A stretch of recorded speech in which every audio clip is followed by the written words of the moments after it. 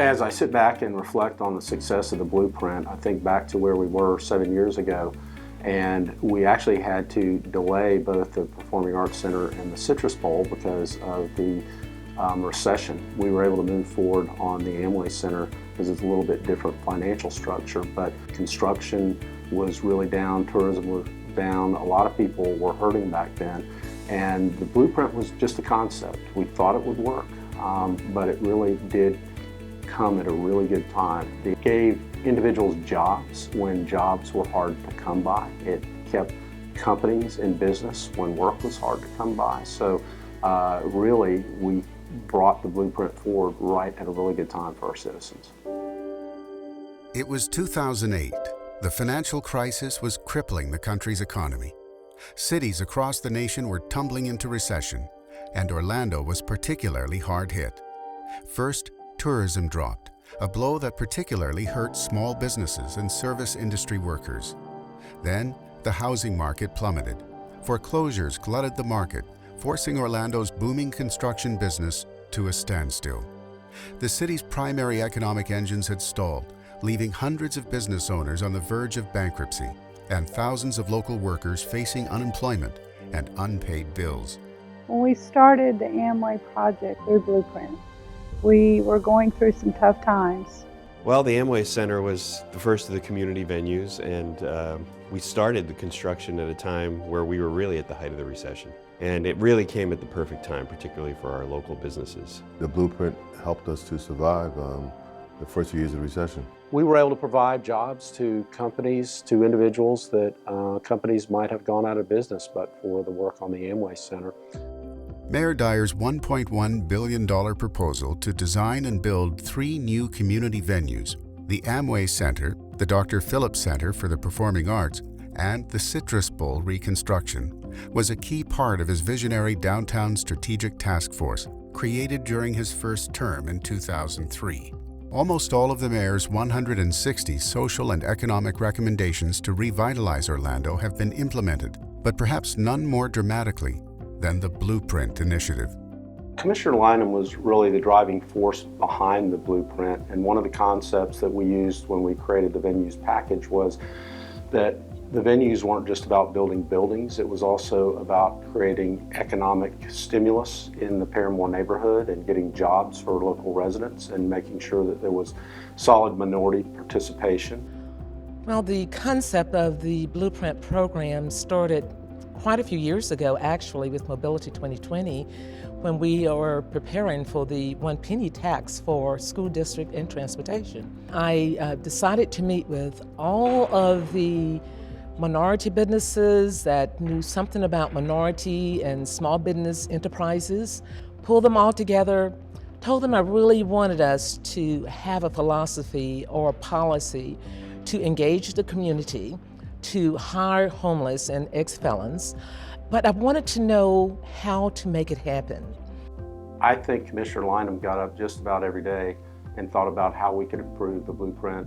I just believed also, as my first year in office, that minority businesses and small businesses really needed to be respected by their municipalities.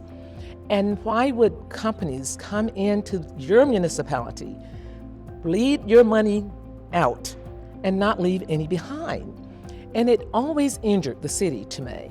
Commissioner Lynham and I just made it clear that's what we were going to do. It was the right thing for the city, it was the right thing for the residents of Paramore. The Blueprint Program Office was created as a resource for minority and women-owned businesses seeking venues contracts. More importantly, the Blueprint helped these businesses grow and expand. The Blueprint came along at the perfect time, right after the Great Recession in 2008. We all know that there's a major expansion of the economy after every Great Recession. And the Blueprint actually was that. It was a blueprint of how the public and the private sector could work together and utilize small businesses to be a part of these big projects. We saved a number of small businesses. We saved them. And I believe just our Blueprint alone not only gave people jobs, but it gave them careers. It helped these businesses sustain themselves. And it's still working Just as important as opening doors of opportunity for minority and women-owned firms, the Blueprint Employment Office focused on finding jobs for people in 3 key demographics, people for whom opportunities are scarce. We really had 3 target groups for the Blueprint, and that was residents of Paramore, and obviously the venues were all located in Paramore or near Paramore. Ex-offenders, and then the third was homeless individuals. The Blueprint project was able to bring people in who had no jobs, no prospects, no hope, and give them jobs, counsel them on interviews, the hiring process, and give them hope that this was going to change their lives. Working together, Mayor Dyer and Orlando City Commissioner Emeritus Daisy W. Lynham made sure that the primary contractors for the community venues adhered to the Blueprint guidelines. The Blueprint's suggested participation for minority-owned firms was 18% and 6% for women-owned firms, for a total participation of 24%. And the goal was if our programming and our reach is going to be to everyone in the community, then it ought to be built and designed from everybody in the community as well. Mayor Dyer and at that time Commissioner Lynham provided great leadership with the Blueprint program, and they challenged all of us to utilize these community venues as an opportunity to create opportunities for our local, particularly women's and minority-based businesses. Virtually a third of all of the construction of the Amway Center was done by local minority and women-owned businesses. So when we did the RFPs for the general contractors, we made it clear within the scope of the work that we were going to implement the Blueprint, and a huge part of that was unbundling of the subcontracts. So sometimes it's difficult for a small minority-owned business to do all of the plumbing work or all of the drywall work. So for instance, on the Amway Center, we might have split it up in a fashion that one firm was going to do the bathrooms on the first floor, one was going to do it up on the terrace level. So breaking up into smaller contracts and allowing them to be able to participate with their bonding was very important. More than $227 million were awarded to over 125 minority and women-owned firms for all 3 venues combined, numbers that shattered the Blueprint's suggested guidelines. Nearly $250 million awarded to minority and women-owned companies. It was an exciting adventure. And of course, you know the rest, but it required a lot of people working together with one mind, one idea, and one heart, and we really were excited about it. 30% of all Amway Center construction and design contracts were awarded to minority and women-owned firms. More than 34% of all such contracts were awarded for the Dr. Phillips Center. In fact, Dr. Phillips had the highest level of MWBE participation of any major arts project in the U.S. in the last 10 years. And 33% of all Citrus Bowl contracts went to minority and women-owned firms. Programs like the Blueprint have helped Orlando rise to number 9 among the nation's largest 52 metro areas for African American businesses, according to Forbes magazine. Our Blueprint has become a national model for minority participation. We've had a lot of people come study what we have done here, and all of our projects have far outpaced the goals that we actually set. This came at just the perfect time to rescue the core business, and really it's a $125 million economic engine for this community. So we wanted to save that, and we did. You know, we believe in the vision that Mayor Dyer has put in place. We believe in the partnerships that he has so strongly developed with Orange County and with the tourism industry. His leadership provided the confidence for us to raise the funding, along with the big idea, which is obviously the Art Center, the 9 acres, the commercial development. You know, a great community has great sports teams and the arts and phenomenal facilities to be able to house those. And the Dr. Phillips Center now completes that arts piece of the puzzle of downtown Orlando. The community venues were primarily built by local businesses and local workers. The Blueprint Employment Office focused on finding jobs for those in the 3 target populations of Paramore residents: ex-offenders and the homeless. The success of the Blueprint Employment Office quickly moved beyond construction jobs and the venues projects. What's even more impressive is that out of the 3,000 people who have found jobs in retail, hospitality, administrative, security, and other areas, more than 1,000 are from the target population. The Magic team hit their numbers and exceeded them on the Amway Center, so we knew in terms of minority participation and women-owned business participation, they far exceeded the goals that we had set. But also, it was very successful in terms of the numbers that were signing up to work on the venues. And anytime I worked the job site, there was always somebody that would come up and say, "Thank you for my job." It came at a critical point in my life to be able to provide for my family in that sense, and just to be part of something that what Orlando would consider great or monumental. Just fortunate, very fortunate. If we put a facility in this community, the people from that community will absolutely be employed. We will work with ex-felons. We didn't guarantee a job, but we said we will work with the homeless. And if someone wanted a job, 9 times out of 10, they got it. Okay, before I came here, all the doors were getting closed on me because I was an ex-offender. But Blueprint gave me an opportunity to prove myself. Opening doors of opportunity didn't stop at providing good jobs. Several companies, including LPR and KenPat, were so impressed by their Blueprint registered workers that they created apprenticeship and training programs, in some cases flying employees to corporate headquarters across the country.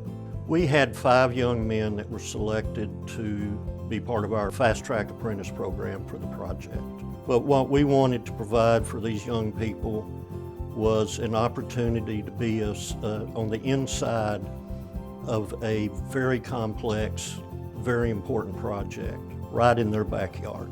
I want my son to make the right decisions in life, so being that Blueprint hired me and gave me a second chance in life and opportunity, he has a chance in life because I could actually support my son. I got to build things that I walk around Orlando every day and be proud of myself and show my son actually what I did in the city of Orlando.